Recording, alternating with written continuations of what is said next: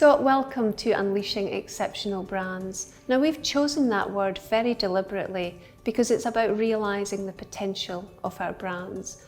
But looking at those words, exceptional brands, Scott, why have you crafted a corporate strategy that is built around crafting exceptional ultra-premium spirit brands? Well, obviously our vision is about giving more. That's in our DNA, that's what we really want to do as a business. And if that's where you're trying to get to, you have to ask yourself, well, how do we generate the value that allows us to give more? And that's where we get to crafting exceptional ultra-premium spirits brands. You know, when you look at that part of the market, it's very valuable, it's growing fast, but more importantly, it's something I think we're already incredibly good at as a business. You know, we have succeeded in this part of the market quite spectacularly with Macallan and with some of our other brands. So there's real scope there for us to win in a very valuable part of the market. But to do that, you have to have brilliant brands. You have to really, make compelling brands land with consumers so that they'll buy them and they'll buy them at a price that generates value. So for me, crafting exceptional ultra-premium spirit brands is absolutely at the heart of achieving that vision. And I suppose doing that sustainably over time as well. Yeah. And just that word crafting, it's quite a unique word. And how does that sit in relation to ultra premium and also luxury for our business? Yeah, and that was very deliberately chosen. We debated every word in the vision and the mission. And especially that one, we felt crafting was important because it suggests a few things. It suggests that it's a very deliberate process. It's quite a thoughtful process. It's very carefully done and done to great levels of detail. And I think that also echoes what luxury brands are about. You know, if you look at the classic luxury brands, they tend quite often to be very simple, but done beautifully and brilliantly and with an incredible care and attention to detail. So the word crafting for us, it was both about how we should go about building brands, but also around the brands themselves. They should just emanate craft, whether that's liquid quality or quality of the packaging, but also of the brand messaging. What do you see the role of marketing in helping us to succeed in this strategy? It's massive, it's absolutely central to our success. It's our brands that will generate the value for the business in order to give more. And the brands will only generate that value if they stand apart from the other brands in the market. We operate in an incredibly crowded spirits category with great brands, great competitors, fearsome competitors in some case. And to succeed, therefore, we need to stand apart. We need to be differentiated. We need to be compelling in the eyes of consumers. And it's not all about marketing, but a big part of that is marketing. It's about how we tell our story, the way it lands with the consumer. And obviously marketing is absolutely central to that. And marketing, do you think marketing for us at Edrington is something that we could at some point in time be famous for, how we do it and the way that we market our brands? Yeah, absolutely. Why not? I think we already are to some extent. I think people look at the brands that we have, and I get feedback all the time. I actually had feedback from the chief exec of Moët Hennessy the other day, who said, we think what you do with Macallan is incredible. We look to you as an exemplar of luxury brand building.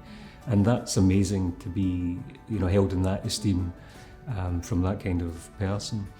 But I think that there is scope for that to be wider, if you like.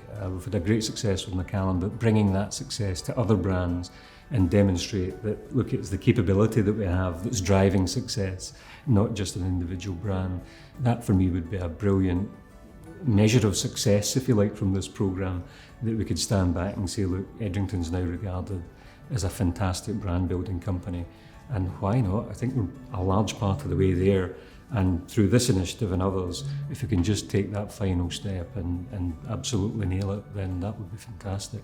We have an exciting and well-rounded portfolio of brands at Edrington.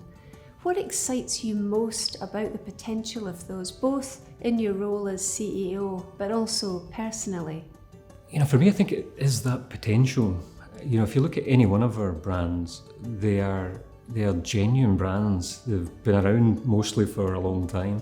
They have great stories, they have great heritage, they have great history, they have real compelling truths about the brands. We're not making anything up here. We don't have to. They're fundamentally really fantastic brands. And then across that, if you like, we've got this strength, this capability of building brands. And yes, this program's focused on, strengthening elements of that, but the fundamentals in both dimensions, if you like, I think are really strong. 1888 is a good example. I remember having this discussion with the team in Santo Domingo, actually, saying, why should Zacapa be the leader in ultra premium rum? Why shouldn't it be 1888? Because if you look at the brand and its heritage and its history and its rum maestros and the investment we've put into product and the marketing messages that we genuinely have in the brand that are real and been there for years, all the fundamentals are there. And therefore we can go and challenge the Zacapas of the world and others. And I think that exists across our portfolio. We do have those fundamentals. So the exciting thing for me is just unleashing, as you say, the potential of those brands by building our capability to do so. Scott, you have mentioned storytelling there, and it's a major focus, it's a major theme for us in marketing, not just for the purposes of these next few days, but long term as we look to develop a step change in brands and how we grow our brands. Where do you see the potential for both storytelling and creativity in how we can succeed in developing and delivering to our corporate strategy? I do think it's crucial. Again, going back to the category and the competitiveness of the category, there are lots of good products out there, good brands out there from our competition. So it's about standing apart from that, and I think in many ways it's the storytelling that allows you to do so. The stories, are potentially in some cases, if you think about Scotch as a category, it's quite hard to have radically different fundamental stories, but each story is individual and different. So really, I think the hard yards is in telling the story incredibly well in a compelling way that consumers connect with and react to. That's the part that I think we've really got to succeed in. I think also if you step back and you look at the area that we're playing in, this ultra premium spirits portfolio, when you look at the wider luxury category, it's storytelling. You look at a brand like Hermes or Louis Vuitton, it's the storytelling that really sets those brands apart in many ways. So absolutely, I think that's fundamental that we get that aspect right, along with creativity. Both are, for me, vital in that whole process. And we're spending time this week and we're hearing from other people talking about creative bravery and being emboldened with our creative and the permissions to do that. Where do you see the opportunities for creativity across our brands?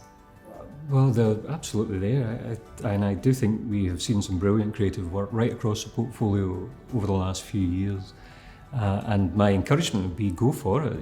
As a marketing community, challenge the business. We probably should be feeling a little uncomfortable with some of the creative executions that we see, because if we aren't, then potentially we're too much doing what's been done before. So I would love us to be pushing the boundaries with creative execution and really going for it. Why not? We do have wonderful brands. We want to be distinctive and to land and to resonate with consumers, and that will take creative bravery, absolutely it will. Scott, we are very lucky to have our entire Edrington marketing community with us over the next few days. Is there anything you would like to leave with them, both individually or as teams, as they enjoy what's to follow? Yeah, I think, there's two angles for me. One, the individual angle and perspective. I think this is a great opportunity for people within the marketing team really to grab it and use it as an opportunity for self-development. It is a big part of our strategy that we develop the skills and capabilities that we need to deliver the strategy. And this is a wonderful opportunity for individuals to do that and to develop themselves. I think we've all got a responsibility to do that. Then if you look at it from a business perspective, I think this is it's a watershed moment. If you look at the history of the company and how it's developed over the years, we were a manufacturer, we moved into brands, we moved into route to market and distribution.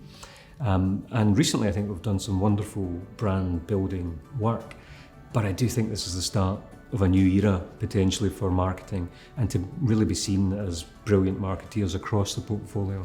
So I think this is a massive opportunity, and I absolutely urge everyone to get behind this, make the most of it, and really use it to make a massive difference to the business and to our brands. Scott, thank you very much, and more so, thank you for your support.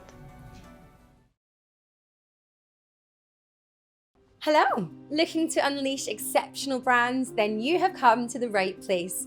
My name is Arielle Free, and I'm your host for what should be an engaging, informative, and hopefully inspiring event designed to help us all think a little bit differently about what we're here to do and why this is such a fantastic place to build a marketing career. And we're here, as we've just heard from Scott, to craft exceptional brands through real creativity and compelling storytelling. We have speakers from within the business, from other brand building, startup and luxury organizations, and from the creative industries, including some very big names. And trust me, you really don't want to be missing any of them. We'll also get a chance to be immersed in the fantastic Edrington brand portfolio and experience firsthand the incredible brand stories that will give us the platform for some fantastic marketing. You'll have noticed, of course, that we are running this event in perhaps a slightly different way than you're used to, fully virtual and pre-recorded over a number of short episodes, which has allowed us to pull together such a talented array of speakers and bring them together to the whole marketing organisation at the same time. A first for Edrington. So today is all about how we commit to great in our brand building. We'll explore what an exceptional brand is, hear from big brand building names such as Unilever and Rory Sutherland, and get into the world of dynamic storytelling.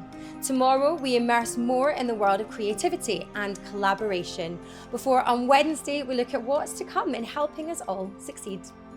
We will also be asking for you to spend time to work together to reflect on some of the key messages that you'll hear and what it means for you. But for now, sit back, make yourself comfortable, and enjoy the first session of today. It is an immersion into the wild but harmonious world of Highland Park. All stories start somewhere, with a place, or a time, or an event. And our Highland Park story starts in the Orkney Islands over 220 years ago, when our founder, Magnus Jonsson, set up an illicit still in a little stone hut high on a hillside overlooking Kirkwall. Today, I'd like to share our story with you, the place, the people, and of course, the glorious spirit itself. Each one is made up of contrasting, unexpected, even contradictory elements that together create what we call a wild harmony. If Orkney provides the startling combination of a harsh and unforgiving environment with a mild and temperate climate, then our people, who are islanders, are tough, strong, and fiercely independent on the one hand, yet warm, hospitable, and full of humour on the other. And our whisky itself is a unique balance of complex flavours. A wild harmony of heather honey, spicy fruitcake, and peat smoke.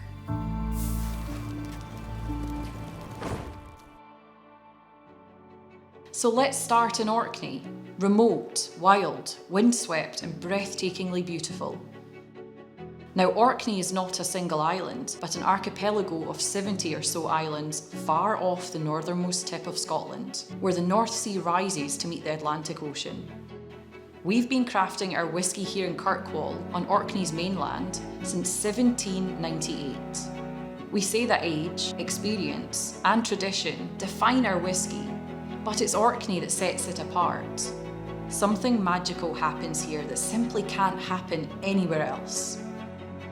Highland Park is Scotland's northernmost distillery. In fact, we lie almost in the Arctic Circle, and our islands are remote and exposed, battered on a daily basis by the wildest of salt-laden winds, hitting our coasts at speeds of 100 miles per hour and more.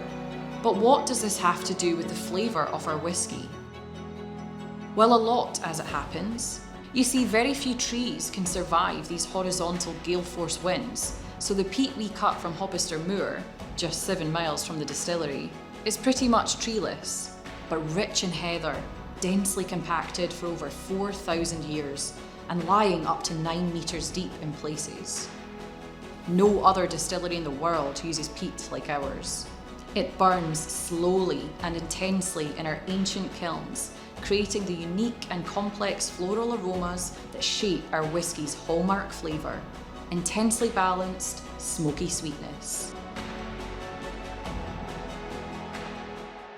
And now here's the contrast. Wild as those winds may be, the waters around our islands are warmed by the Gulf Stream. It tempers the Arctic harshness of the North Sea to the east and gives us a surprisingly temperate climate, rarely dropping below 2 degrees or above 16 degrees. In other words, our climate is perfect for a long and even-paced maturation, with no extremes in temperature to affect the condition of our casks, and therefore the flavour and quality of our whisky. From such a remote and seemingly harsh place comes the most balanced and harmonious single malt. Viking heritage is strong in Orkney, from early in the 9th century until right up to 1468. These islands were part of the vast Viking kingdom of Denmark and Norway, and ruled by Viking earls. Today, 1 in 3 Orcadians have Viking DNA, and that certainly contributes to their strength and independence. It's said that if you can survive an Orkney winter, you can survive anything. The weather is wild, the days are short, and the nights are dark and brutally long. But to thrive here, you need a softer side too. And Orcadians are hospitable and generous with a wicked sense of humour and a strong sense of community. It's another of those contradictions that reflects our wild harmony, that intriguing combination of toughness and warmth. From the distillery team in Orkney to our brand team, our brand ambassadors around the world, and the bartenders and mixologists who love working with our whisky. We're a wild mix of personalities and nationalities, ages and experiences, outlooks and skills. We're not the biggest team in the world, but we've got the biggest passion for our brand and its stories. And that's reflected in the people who love drinking Highland Park too. We don't tend to shout about it, but our whisky wins both acclaim and awards from esteemed spirits critics and whisky experts around the world.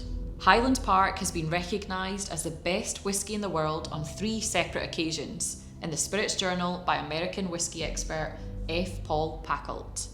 And the renowned whisky writer Michael Jackson described Highland Park, 12-year-old, as the greatest all-rounder.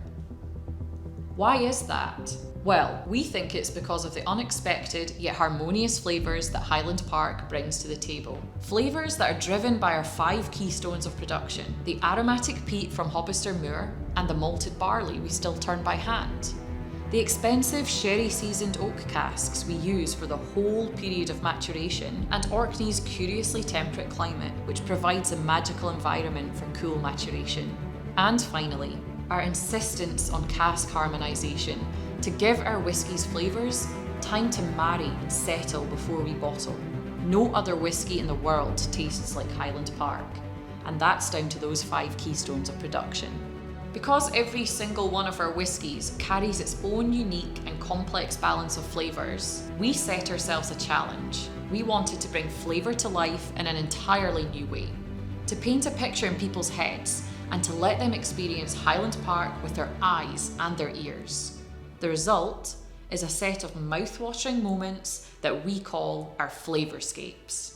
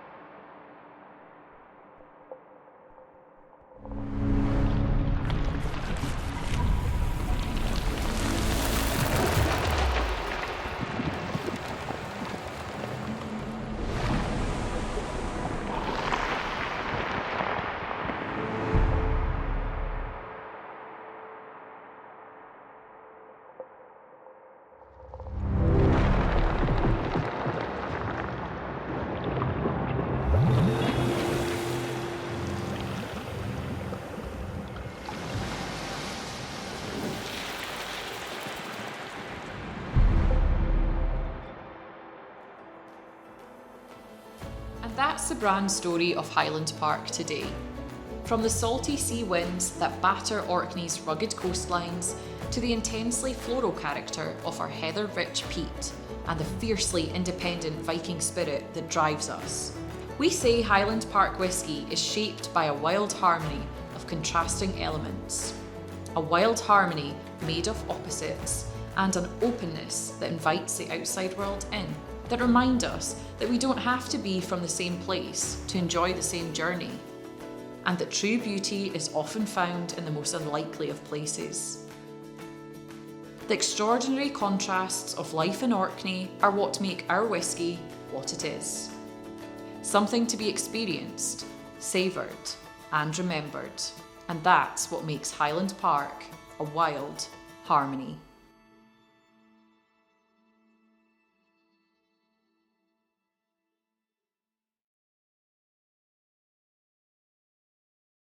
A fantastic introduction to one of our exceptional brands, Highland Park.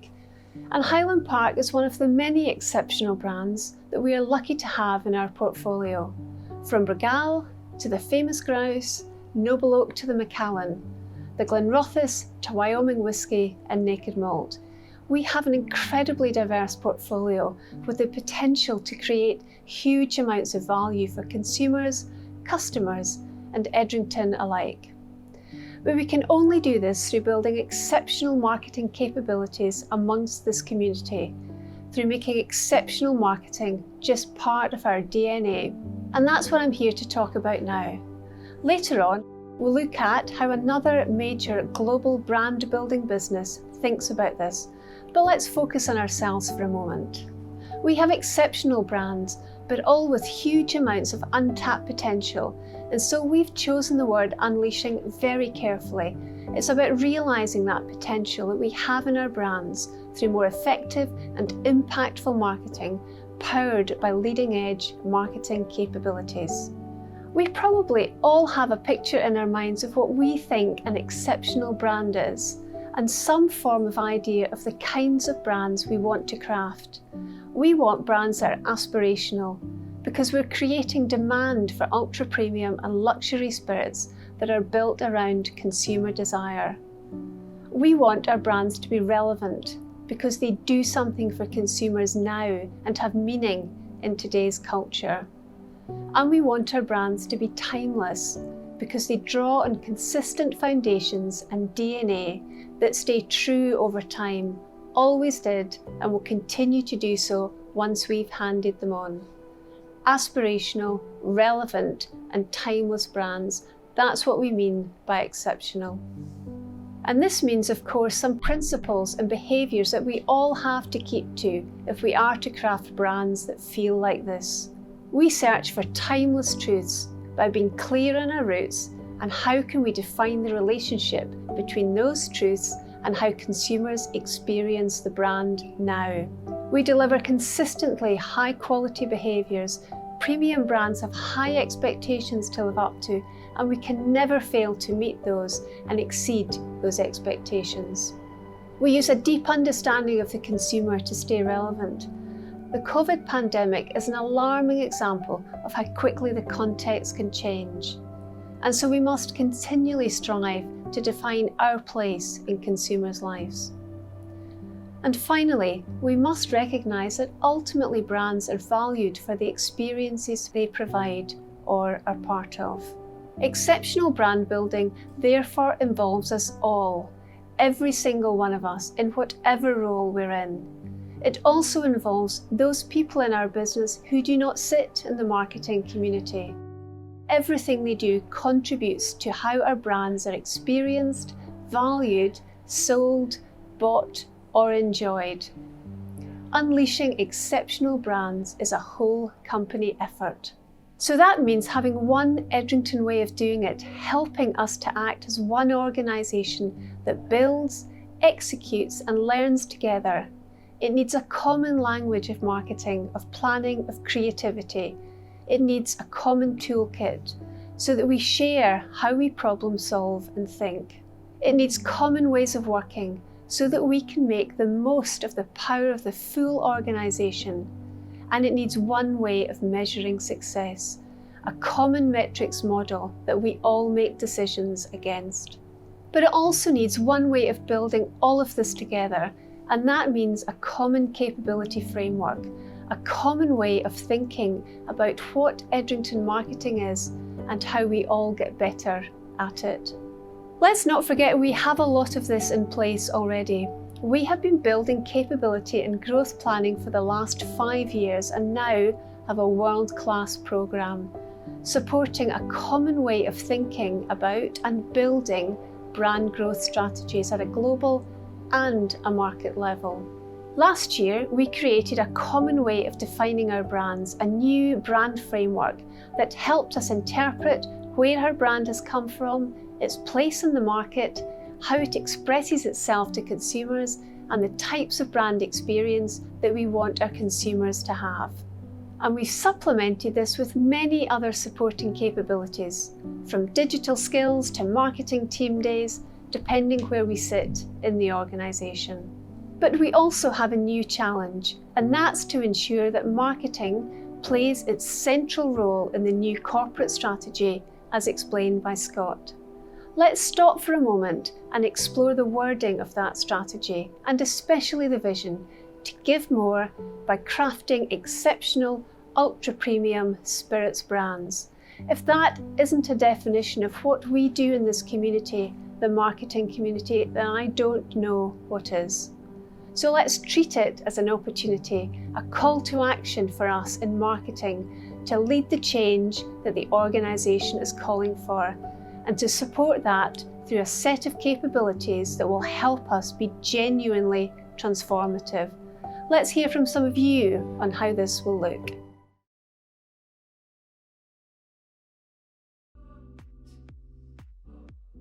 At Edrington, our vision is to give more by crafting exceptional ultra-premium spirits brands. Iconic brands that are loved by consumers and have a treasured place in people's lives. Timeless brands built on strong foundations. And relevant brands that deliver outstanding experiences time and time again, wherever or whenever they're enjoyed. Brands that are underpinned by the right game-changing strategies, investment in the right skills and capabilities, and a clear sustainability agenda. We strive for a culture where we are all supported to focus on what makes a difference, where we can simplify and adapt at pace, and where we challenge and embrace a diversity of thinking. And one that is supported by our values: giving, acting with respect and integrity, and delivering with excellence. Which is why all of us in marketing have a central role in Edrington's success. We can only build exceptional brands through exceptional marketing, putting us at the heart of driving impactful change. But what does it mean, and how should it feel to be an organization that is committed to building category-leading breakthrough brands? We aim to be a marketing community that is passionate about and rewarded for impactful brand building and brilliant creative, where powerful storytelling sits at the heart of our brands, and where everyone in the business is a champion of those stories, where bravery is nurtured and where we all feel empowered to shoot for the moon. A place, in short, where great marketing careers are built on exceptional brands. There's a clear philosophy at the heart of how we do this that defines what Edrington marketing is and how it will help us to craft and nurture exceptional ultra-premium brands. It means that we at Edrington aim for more from our brands. We delight more consumers through brands that are desired, savoured and loved.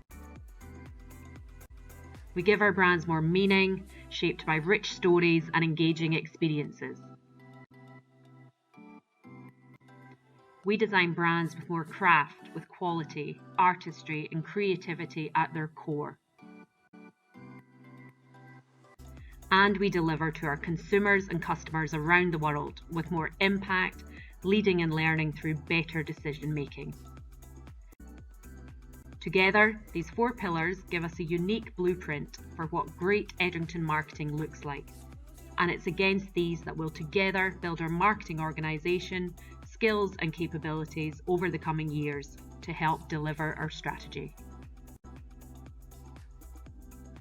This means you'll start to see and feel over time a more recognizable Edrington way of marketing, with capability programs built against these pillars, both in global and in the regions, to support the business strategy and deliver our vision.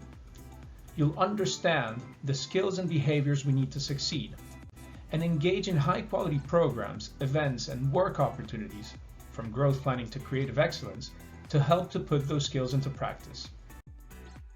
This will be an exciting time for all of us, with a commitment from the business to invest in your growth as marketers and continue to make Edrington an exceptional place to develop as a marketer. And what we ask of you is to engage with it, support it, and use the opportunity of being in a business that truly invests in you to push yourselves, ask the challenging questions, and make the bold decisions that will put exceptional brands and exceptional marketing at the heart of Edrington's future success.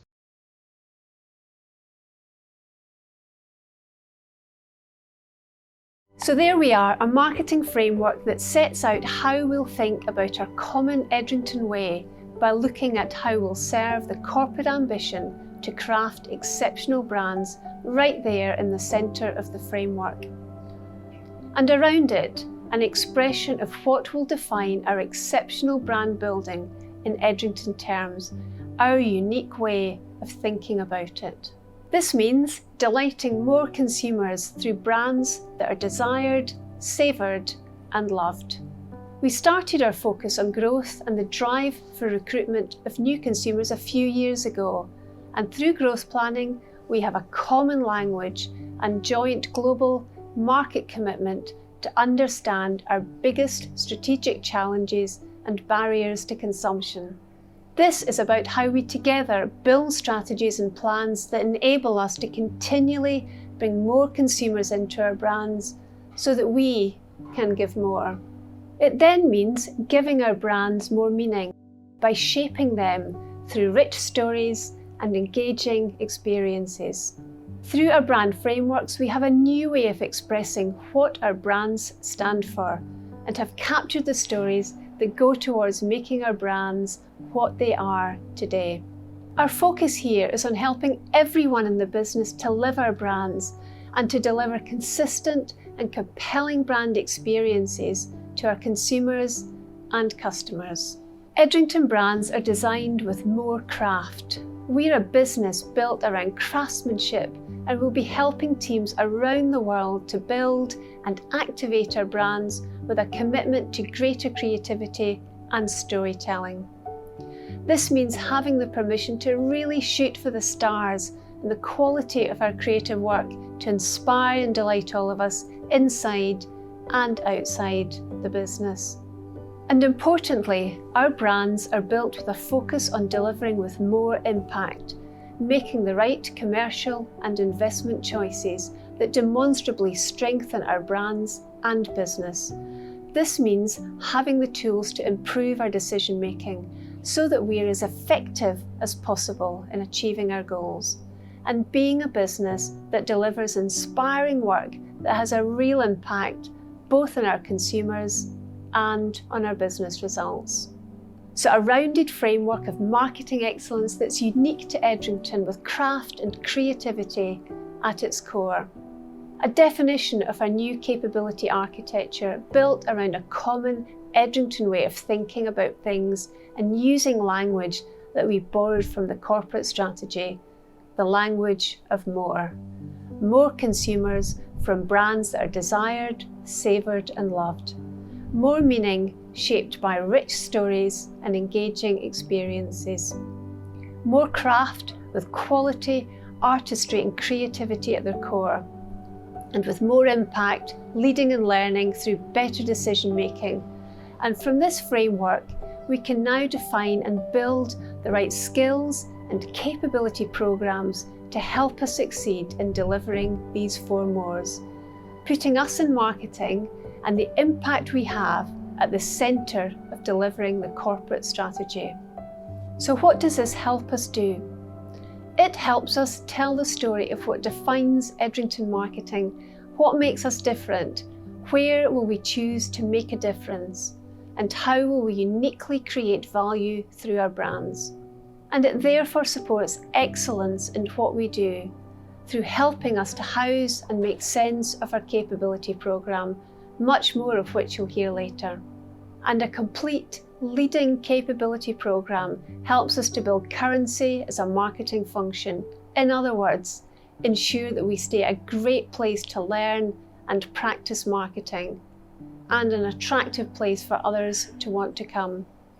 And so, as we talk about telling our story as a marketing function and think about how we'll shape and engage with the stories of our brands, the challenge to us all as we listen to the content we're about to hear is to think about the story chapter that you want to write. What do exceptional brands mean to you? And how will you make sure that you fully contribute to building them? And so back to where we started, we have some fabulous content to inspire and stimulate you in thinking about how to unleash the potential in our brands.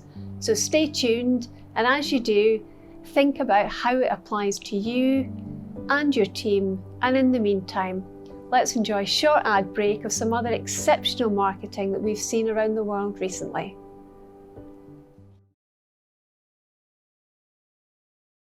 Oh, not too much sauce, please. All right, sure. That's the one. Here you go. Thank you. Are you sure you want to take it away? It's about to pour it down. It's fine, it's fine. No All right, worries. take care. Bye-bye.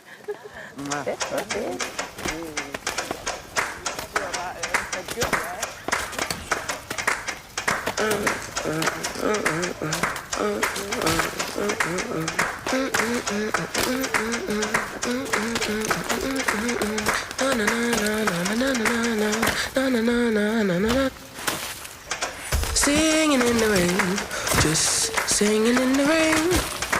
What a glorious feeling, I'm happy again. Up in the clouds, dark up above, sun in my heart, and I'm ready for love.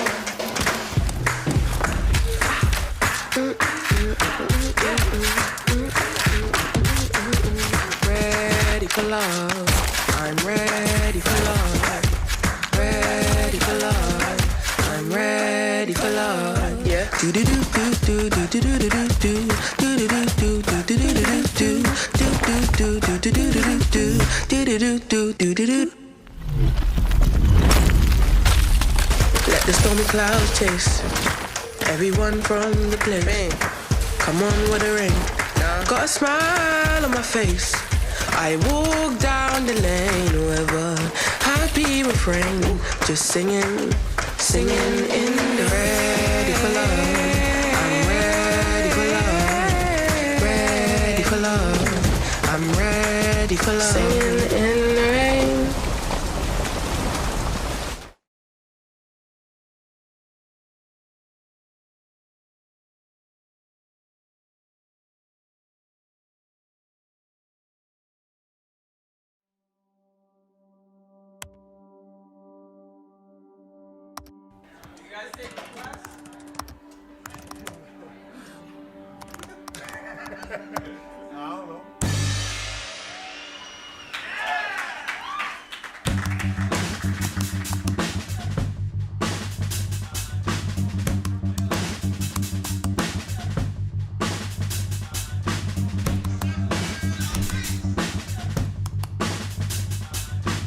Here's what else you need to know today on Thursday morning. Let me get this straight.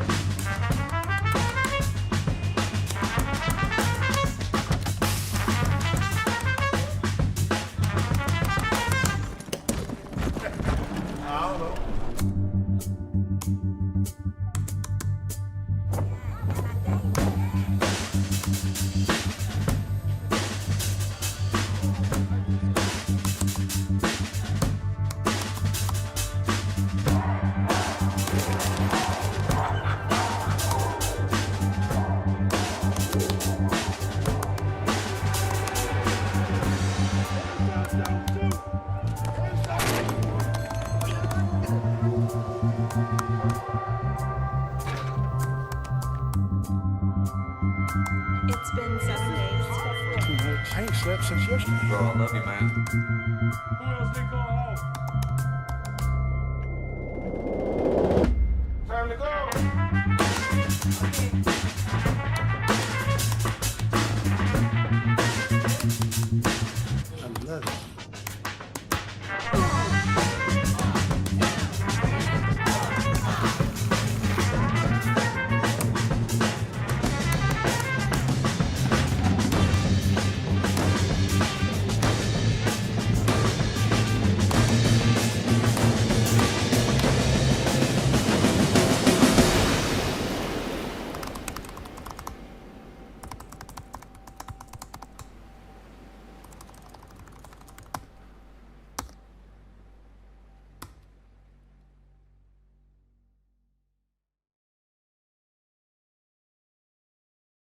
Some fabulous creative work on show there, and hopefully some inspiration for all of us as we think about how to take on the challenges of building exceptional brands. As we heard earlier from Nicola, we'll ask you to spend time in your teams discussing your first thoughts from today after the next session. But for now, I'd like to move on and introduce our first guest. Now, there are several great brand building businesses in the world of consumer goods. Two have historically stood out as giants, and only one is now perhaps fully embracing and addressing the challenges of the modern consumer and how they think about brand building and creative excellence. Dating back to the 1920s, but originally even earlier in the UK and the Netherlands, Unilever is now present in over 190 countries. It has over 150,000 employees and is worth over $140 billion. That success is based on its brands from food to beauty, and I'm delighted to introduce today their general manager from the Nordics, Noel Clark. He's going to give us a little insight into how they go about their business.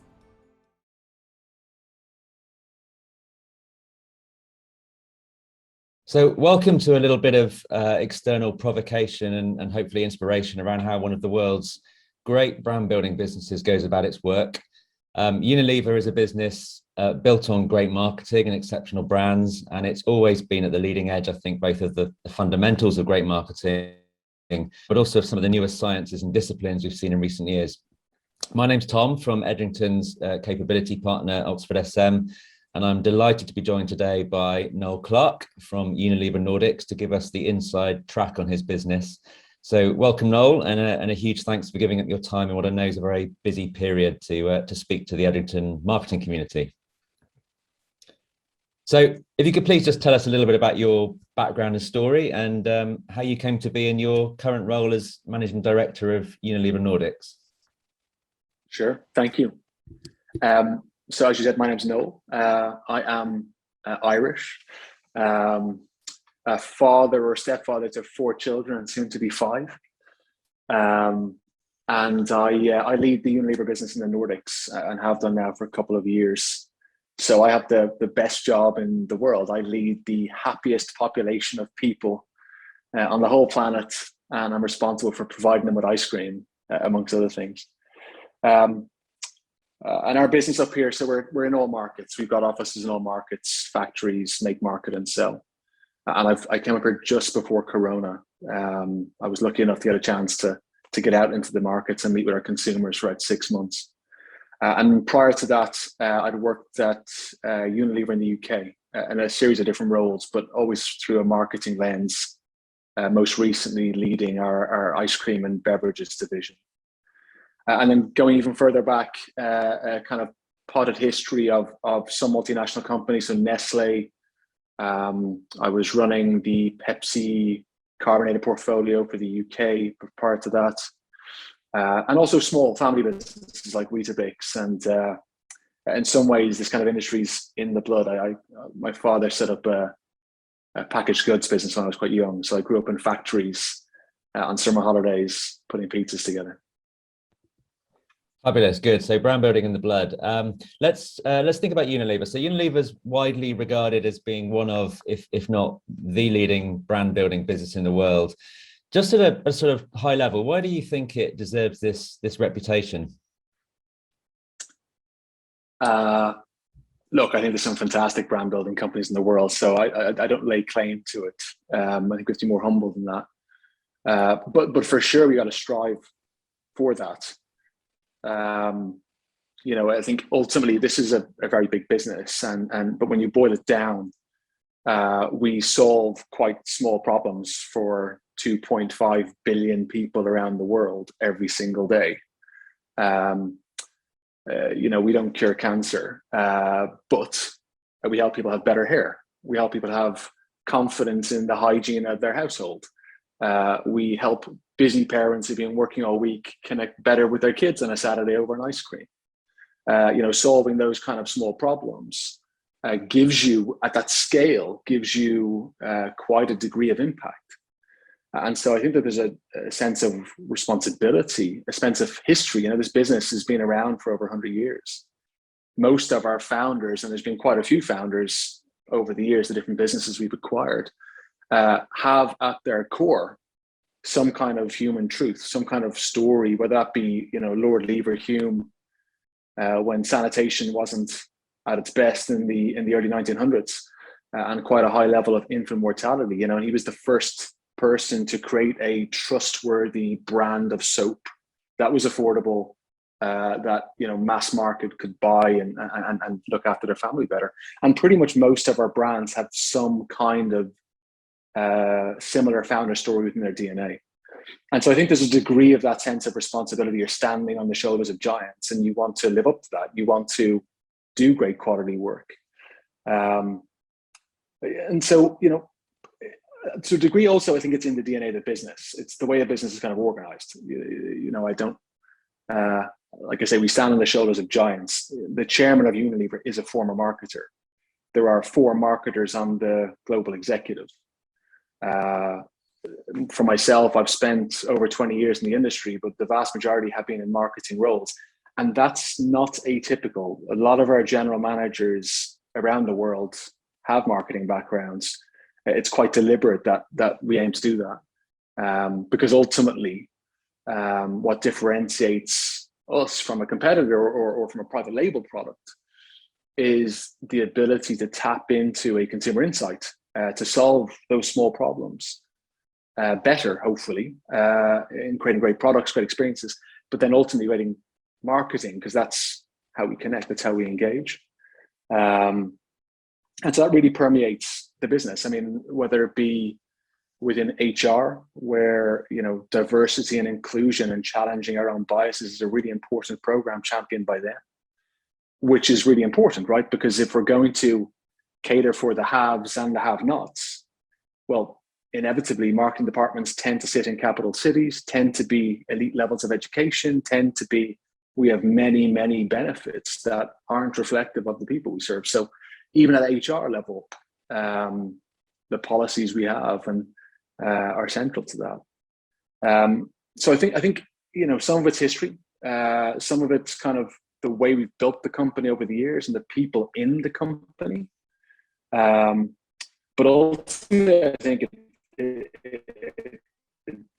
starts from just the basic humility that when you engage with your consumer, you realize your brands are quite small things in their lives. They have very many concerns, and which deodorant to choose this week is not the biggest one. And that's quite a powerful, positive kind of insight to have. You realize you've got to try harder, you've got to get closer to them and really understand those small problems that they have and figure out how you can help to solve them. And I think therein lies the kind of the secret sauce. And I'll come back to that a little bit later on, Noel, about how you stay close to consumers. I think one thing I'm really interested in, and one thing Unilever's known for, and in fact it's on the backdrop of your video, is having a clear philosophy at the heart of your marketing, a sort of real clear view of your place in the world. So I'd love you to talk a little bit about that. What you think the core foundations are of really great brand building in Unilever? Yeah, you see the logo behind me, and actually that's an internal relaunch in the past 6 months.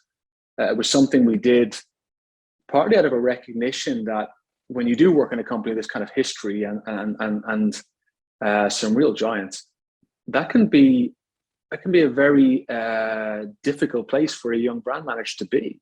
To have the confidence to take risks and be bold, and so sometimes there's a need for a bit of a bonfire of the vanities to take some of the books off the shelves and rewrite them again and give people the confidence that they're part of that. So the heart of kind of this Get on the Frontline campaign is that recognition that we need to empower people to be bold. And sometimes the responsibility of running these brands is difficult. But look, at the heart of that idea, Get on the Frontline, is basically 3 thoughts. It's partly caused by COVID and the fact we were all sat in our kitchens, and the best form of consumer kind of deep insight you could get came from a report, was that, first of all, we had to get real. We have lots of biases, in lovely suburbs of capital cities with great education, and our biggest concern is where to go on holiday. So how can you truly know the issues of your consumer just reading them in a report isn't enough. You've got to get out there. You've got to get on the front line, spend time living their lives, working to keep the budget that they have to keep for the house. And so the first big thought behind getting on the front line is to get real, get closer to your consumer. Read faces as much as reports, and have your own personal point of view on why people do what they do. Because in the end, it is that personal point of view you will rely on when you come to do innovation, or when you come to work on a consumer engagement brief. It won't be just facts and statistics and that you've gleaned from reports. The second thought behind the way in which we try to kind of make our brands more engaging and the work we do more relevant is this idea of try and do good. Our business, I mentioned, we kind of solve small problems, how to have whiter whites, how to smell slightly better in a job interview because you can trust your deodorant. But in many ways, a lot of the kind of functional benefits become, hygiene factors, if you'd excuse the pun. Particularly in the West, competition catches up quickly. And if the only differentiating factor is price, then what's the future for a branded business? And so, when consumers are changing, their access to information, the way they make their choices, the way they consume media is changing. And so the idea of doing good at its heart is based on two tenets. One, it's your license to operate. That as the biggest user of palm oil in the world, for example, it's the second biggest consumer goods business in the world. As I said this week in COP26, the coal we're digging is digging our own grave. Unless we do things in a sustainable way we can defend, then there's no future. But the kind of second thought behind it is, yes, I want whiter whites, but once I have whiter whites, one of the really important questions for the parent of a family is, I want whiter whites that don't cost the earth, that are carbon neutral or plastic free, or and by understanding that consumer and what are the other things that they're looking for when they're solving this problem, how do we solve it better? And quite often, when you look at some of the challenges, whether they be environment, whether they be the disparities between income and haves and have-nots, these are the things that are super relevant for people. And once I've addressed the question of whiter whites, the next obvious area for us is to try and do good. And so for all of our brands, based on being with consumers, based on individual brand people connecting with a topic, how do we find the right purpose for our brands, and how do we do, not just talk about that, is kind of the second key thought. And the third and kind of final part of the way we've relaunched marketing is this idea of be unmissable. And that's not just media planning, although of course it's also media planning. It's about getting your investment away from just discounting, but it's so much more than that. Because again, even here in the UK, people spend longer on Netflix than they do on TV. So the idea of a TV ad is pretty redundant in that situation. So yes, there's media planning, but there's a bravery of creativity that to make people want to seek out or give their time to your message. And it's grounded in understanding consumers and understanding their lives. But it also requires a real bravery from our relatively young brand managers to trigger a conversation, not just be average, not just be vanilla. And so again, coming back to the reason for us to relaunch internally what are pretty tried and trusted marketing techniques, one of those reasons is to embolden and empower our brand teams to be more brave, because we think it leads to more cut through, and we think it leads to being unmissable.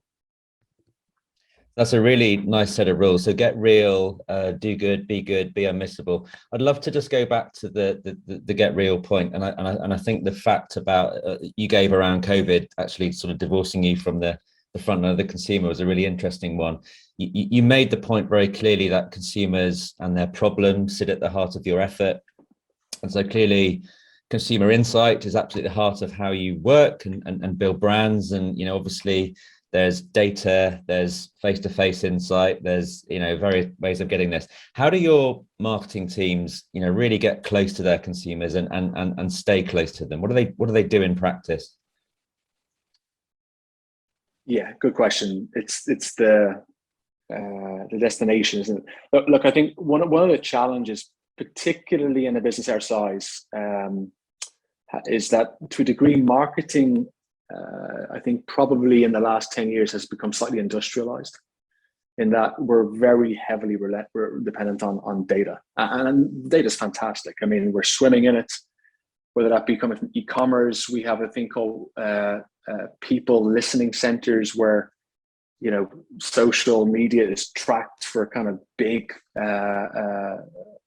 trends that are coming through there, and there's so much information coming towards you, and that's super powerful, right? So that's in many ways kind of helps with the radar, helps you understand a little bit more around my consumer groups and what's going on with them. But ultimately, it's data and not insights, and so the bit that we're really pushing our teams, and like I say, COVID probably, if anything, crystallized that behavior, but the bit we're now pushing them is to take the logic and add the magic a little bit, add the humanity. And again, the kind of mantra is don't just read charts, read faces, that we're using a lot internally. But it is basically getting out from behind the desk. After you've done the analysis to kind of have a sense of where to go fishing for your insights, you then got to get out and do it. And so whether that be, challenging yourself to live on 25 euros a week, because that's the target consumer you're most interested in, where the opportunity lies. Whether that be accompanied shopping trips, whether that be something a bit more ethnographic, where we kind of go out into different parts of the community and just become a part of it. That's really, really critical to do that. But I mentioned earlier on that I think really good brand building companies are much more than marketing departments, right? So this is as much about the blend of people in the team. This is as much about the diversity and inclusion that we have in our own teams. In the Nordics, in the part of the world I live in, 20% of people in Sweden weren't born in Sweden. With a disproportionately a Middle Eastern background. But if I look around my marketing team, we have a challenge there. We're very diverse when it comes to gender, but on areas like ethnicity and on areas like disability, we're not representative of our audiences. And so we struggle, therefore, to have that kind of instinctive radar. And we can get out, we can do the research, we can spend time in those groups, but there's also important to change the blend of our own teams to represent the people we serve. HR play a role with challenging our biases. So I think, there's a marketing role, but I think it goes beyond marketing. I think whether it's an HR input, whether it be the makeup of the broader organization, giving people the confidence that their point of view, as long as it's founded in a consumer insight they've seen, is as powerful and as relevant as the marketing directors, is really key to that, I think. So I guess, we've got one hallmark there of a great brand building business. It's very close to the consumer, lives the consumer, but also recognizes that it is not the consumer. And that sort of seems to infiltrate through its DNA. The other thing you talked about was being good, doing good, clear sense of brand purpose, positive impact as a springboard for creativity and consumer engagement. And I know this is something Unilever's really led the way on. So crafting brands for life, from a few years ago was the kind of start point of that. I'd love to hear a little bit more about that. How do you think about brand purpose, and what would you say is important when looking to use it in building brands and helping the company live the brand internally? Yeah, it's a very good question. Look, I think on so many fronts, we've got to keep on making the case for it internally as well as everywhere else. I mean, ultimately, what we want to do as a company is to kind of prove that the connection between business performance, business outcomes, and purpose are binary. They go hand in hand rather than being binary. And so, the reality is that many of our brands have a lot of this in their history, and that gives us a head start. We're lucky to have it, and we have to use it, because I think you cannot just go out there and start to espouse the virtues of a particular cause. It lacks credibility, I think. So doing and brands do, I think, has to come first before brands say. And it's fantastic, like I say, when a brand has a history and a legacy already. But even before that, quite often it's about the people who manage those brands and run those brands. The imposter syndrome that inevitably a brand manager can experience when they take on a cause, it's inevitable. And we find it a lot on brands like Ben & Jerry's that are, built on campaigning, that are built on fighting for the rights, whether that be gay marriage and the rights to that 5 years ago in Ireland, or refugee and asylum seekers' rights just recently in Denmark. When a brand manager steps into that space for the first time, they don't feel confident. So how can they be the spokesperson? How can they find the opportunity with consumers to turn that purpose into brand performance? And so again, it is about immersing our own people in some of these issues. It is about having them out campaigning. It is about the blend of people in our teams. I mean, within my own Ben & Jerry's team in the Nordics, two of the people in that team have NGO backgrounds. They're not classic marketing. So part of it's the makeup of the team. I think part of it is also then a combination of making clear that we expect it of them, that it's not a nice to have. This is the strategy of the business, is to drive performance and purpose. That we don't just want numbers. We don't think that just delivering quarters will deliver another 100 years of Unilever. But then I think, you've got to have a really real consumer insight behind what it is that brand's going to do that's relevant for the brand. I think most people are familiar with the campaign for real beauty on Dove 15, 20 years ago now with Gok Wan. It was quite famous at the time. And since then, even my time at Unilever, I've seen brand managers kind of struggle under the weight of that history. How do I take this forward? And only 3-4 years ago, my time in the UK, watching the Dove for Men team in an era of kind of toxic masculinity in the UK, find a way to redefine that purpose of real beauty in Dove, and working with the English rugby team to define modern masculinity in a way that was relevant for the brand, relevant for the consumer, and kind of elevated it from being something you used to smell better after a shower to being something that inspired you to, be a more modern father or a modern brother or a modern boss. I think finding brand teams with the courage to do it, really encouraging to get close to their consumers. So what they do is based on real insight, connecting that to a truth about the brand, but then first and foremost, the brand has to do. And I think after the brand has that credentials, then we can talk about it. It's an uphill battle. We have 17 global brands that perform extremely strongly in consumer metrics when it comes to a brand with purpose. And the business case for this now is compelling. I mean, we have 8 years of hard data that shows those brands are the fastest growing brands in our portfolio. Consumers care. Yeah, I want whiter whites, but I want whiter whites that don't cost the earth. And that's proven. And now it's a case of trying to light more and more fires in an organization, and indeed the ones that are burning already, to really, really make them global, not just local or regional. So on that note, Noel, I'd like to move on to some of the I think the unique perspectives you may have from some of the different roles you've had and play in the business, and get under the skin a little bit of how the business works. You talked about 17 global brands. You lead a group of markets, but you've worked in global roles. You've worked in different types of market. What would you say the roles are of global and local, that sort of global and market model within Unilever in building strong brands? Yeah, it's a good question. And there isn't one size fits all, to be frank. I mean, we're not a homogenous business. Our footprint in different parts of the world is very different, and also in different categories.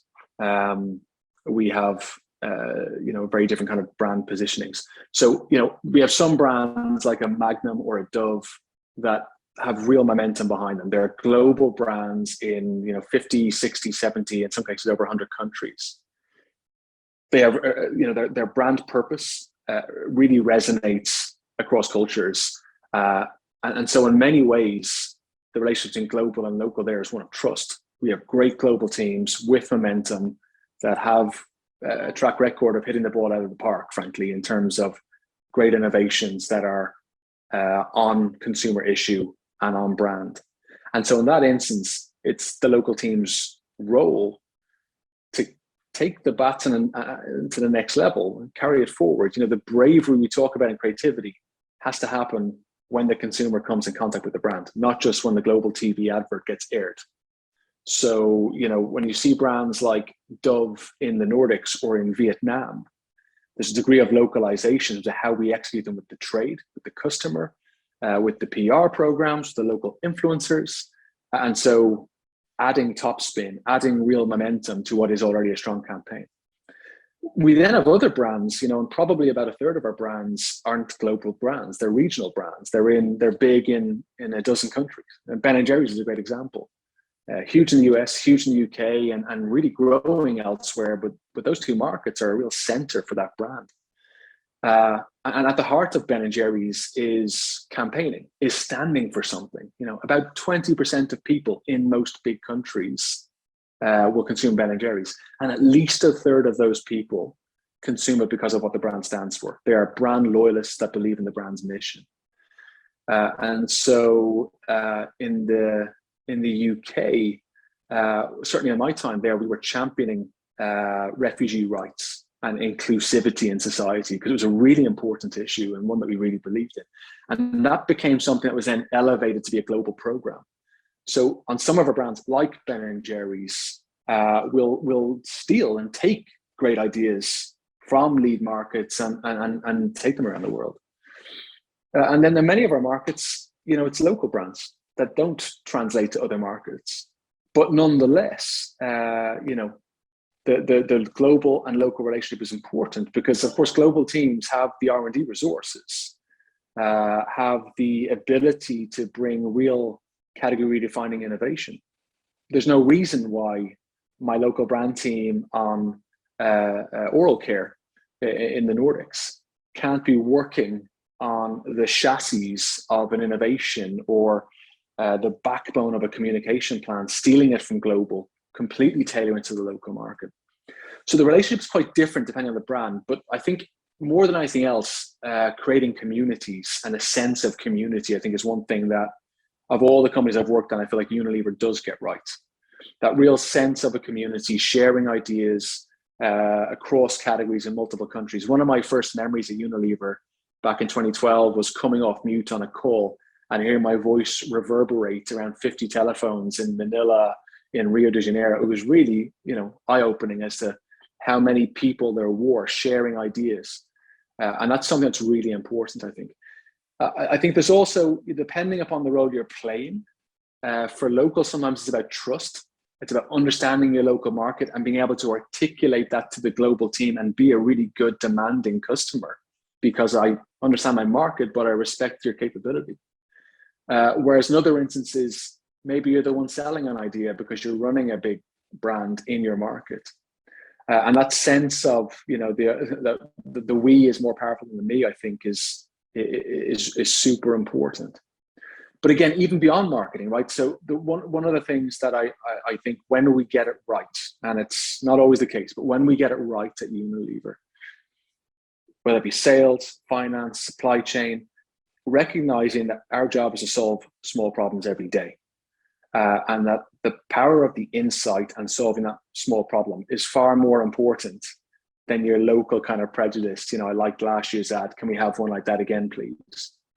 I think that's really important is keep on coming back to what is the consumer problem we're solving. And whether you like the ad or you'd like it to be a different color isn't as important as whether it is on a consumer insight and is something that we know is worked elsewhere or is tested here.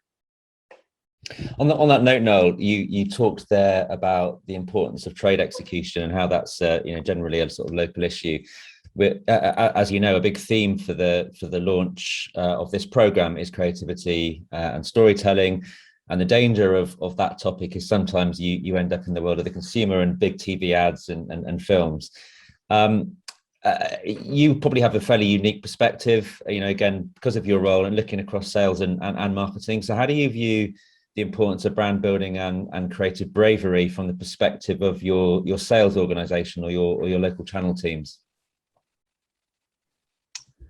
Look, I mean, I've kind of in the past worked on all sides of the fence, global, local, and now I am the guy in the market. Ultimately, I think the best ideas in the world and the best campaigns in the world, when they don't get seen, are just, they don't do anything. And so in many ways, I think the local market teams, the local trade marketing teams, and indeed our sales teams are probably the sharp end of the spear. The examples I'm probably most proud of over the years in marketing are the ones that really showed up and made a difference, and people talked about them. You go home and say to your friends, I did that.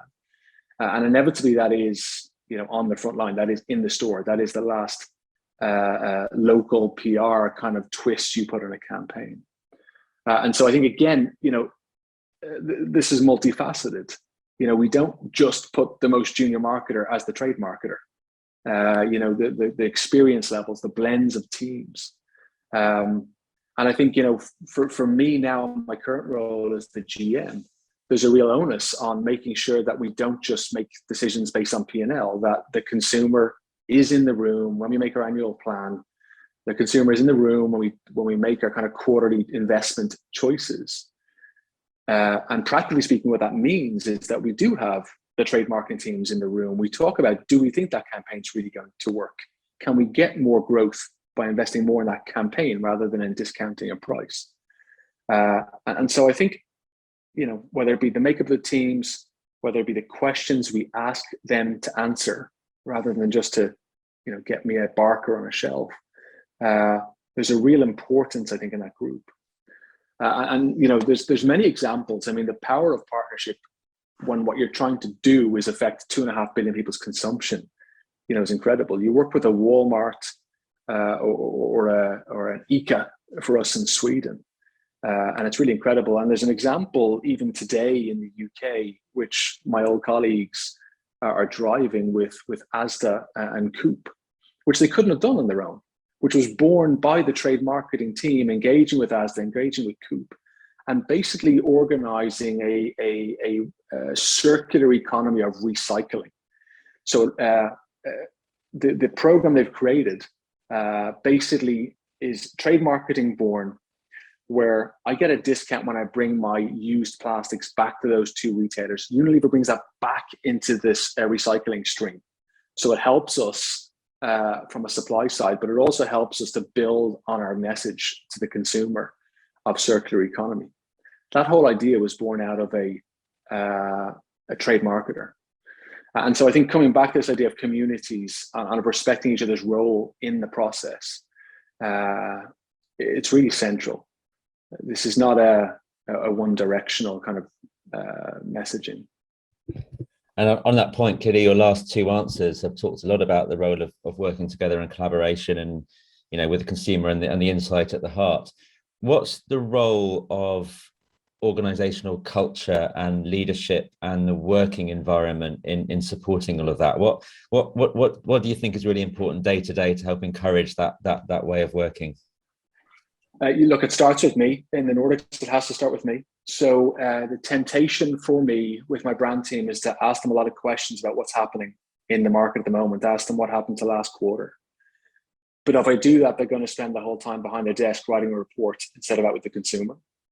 So, the things we ask them to do, the priorities we set for them, the trust we give them, I think is really important. I mean, ultimately, these things build up to, an overused term of psychological safety, but that's, if we're very clear with people what we value, and we create the space for them to do the job we actually ask them to do, then it starts to create that a little bit.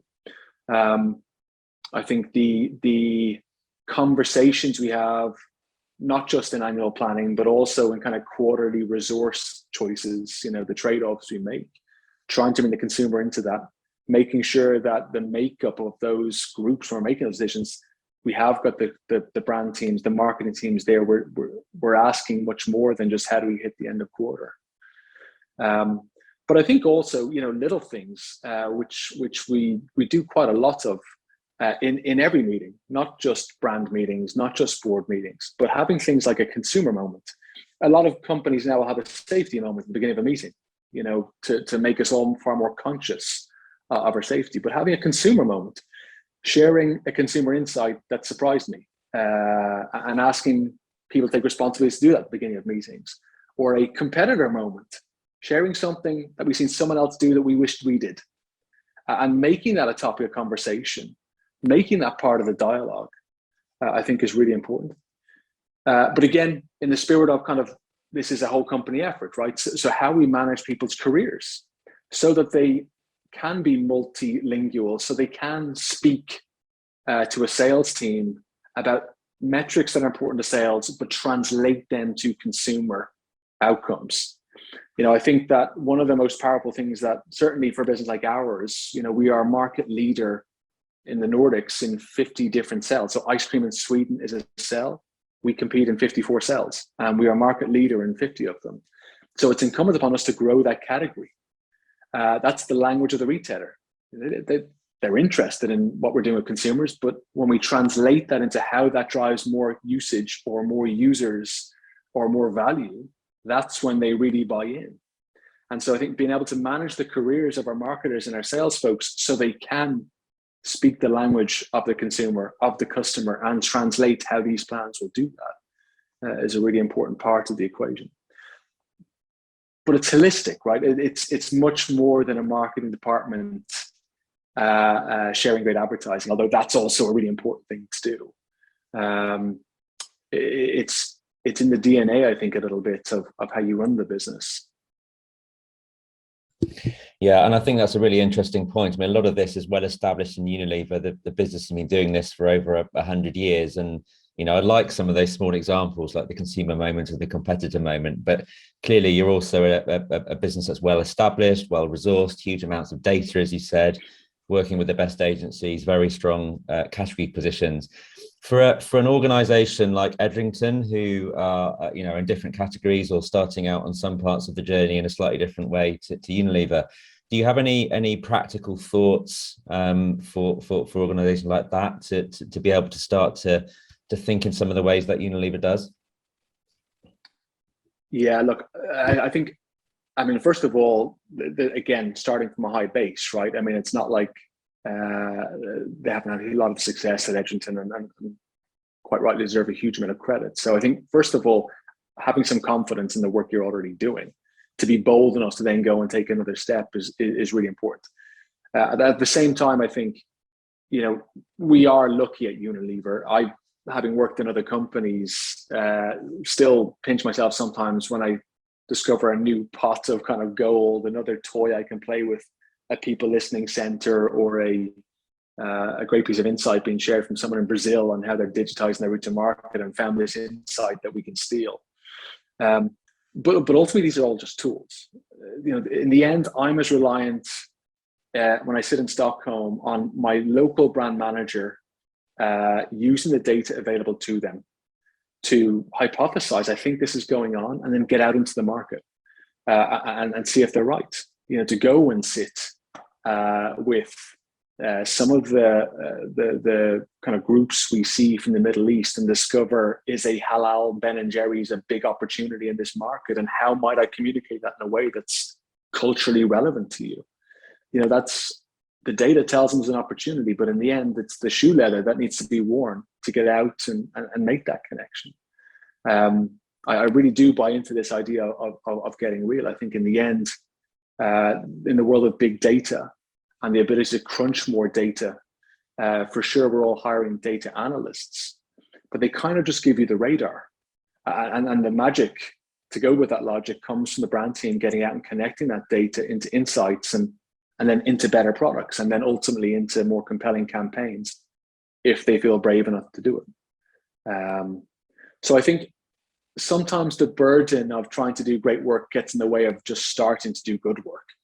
And I think, Unilever is this kind of big conglomerate on the outside, but once you're inside it, it's as fallible, and we fail just as often as everybody else. The one blessing we have is that it's very difficult to break this business. It's pretty big, and it gives you a bit more license to take some risks. And then once you start to kind of build your network in a company like ours, and that kind of sense of connecting with other markets and seeing what they're doing, it kind of catches fire a little bit. You start to almost become competitive with one another or inspired by one another. And I think that's, in a micro way, for a business like Edrington and for a business like me in the Nordics, we're about the same size. It's about creating communities and making this something that we aspire to do as a business, not just that 30 marketers do when they're not project managing everything else on a Friday.